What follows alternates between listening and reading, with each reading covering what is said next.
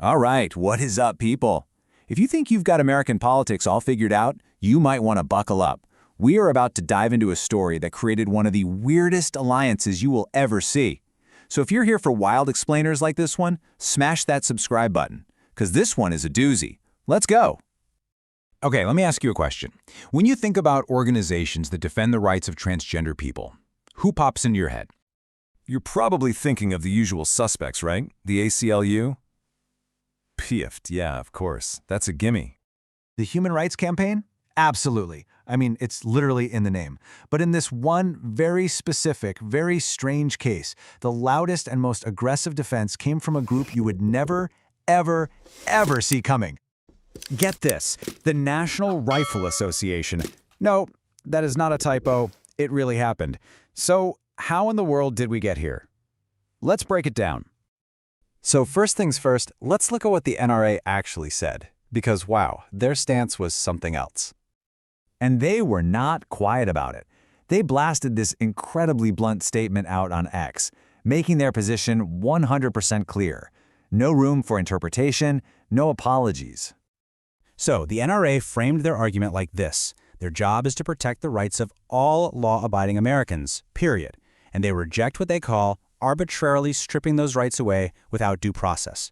The key part of their argument, your identity doesn't disqualify you from your Second Amendment rights. So, how did we even get to this point? Why was the NRA even talking about this? Well, to get that, we have to look at what the government was considering, which all started because of a real tragedy. This whole insane conversation kicked off after a fatal shooting at a Catholic school in Minneapolis.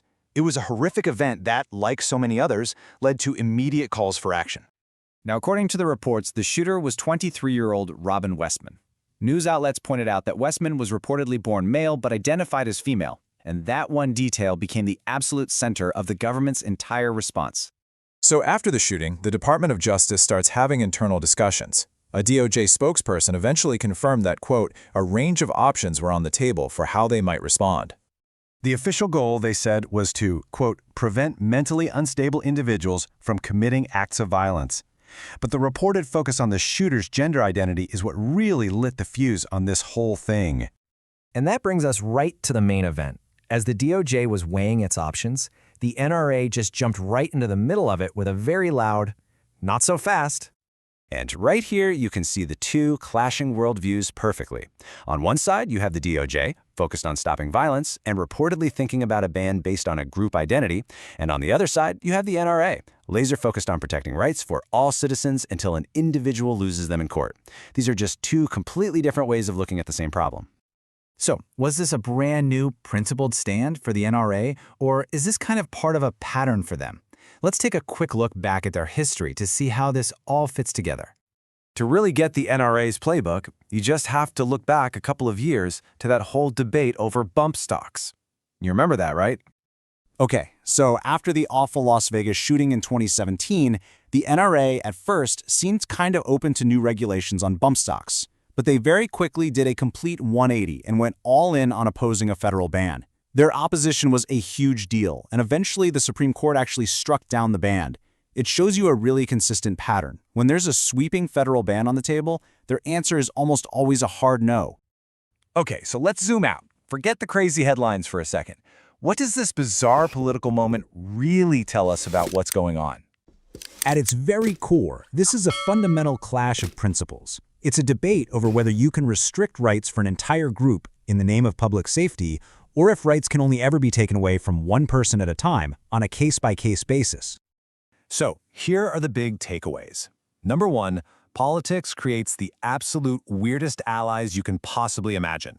Number two, the NRA's position on the Second Amendment is basically absolutist. It applies to everyone or it applies to no one. And number three, this is that classic American debate, right? The safety of the group versus the liberty of the individual. Which leaves us with the million-dollar question. Was the NRA's stance here a pure principled defense of the Second Amendment, no matter who it helps? Or was it just a very clever political move to fight any and all gun control, no matter where it comes from? Seriously, what do you think was really driving this?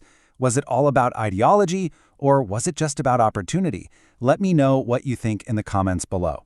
I am super curious to see your takes on this one. And that is it for this explainer. If you enjoyed having your political brain twisted into a knot, please do us a favor and hit that like button and subscribe for more. We'll see you next time.